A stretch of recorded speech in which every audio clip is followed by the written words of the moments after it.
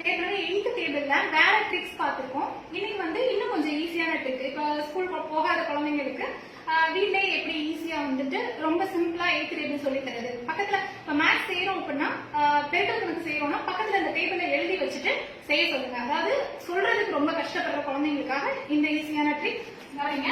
First என்ன பண்ணிக்கணும்னா நார்மலா எழுதிக்கோங்க.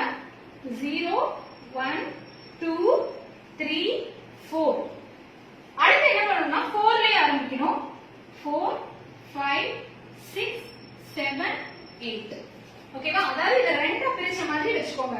0 1 2 3 4 4 5 6 7 8. சோ இப்போ என்ன பண்ணணும்னா கீழ இருந்து ரெண்டாவது டேபிள் 0 2 4 6 8. அடுத்து மறுபடியும் இதேதான் 0 2 4 6 8. சோ இதுதான் 8வது டேபிள்.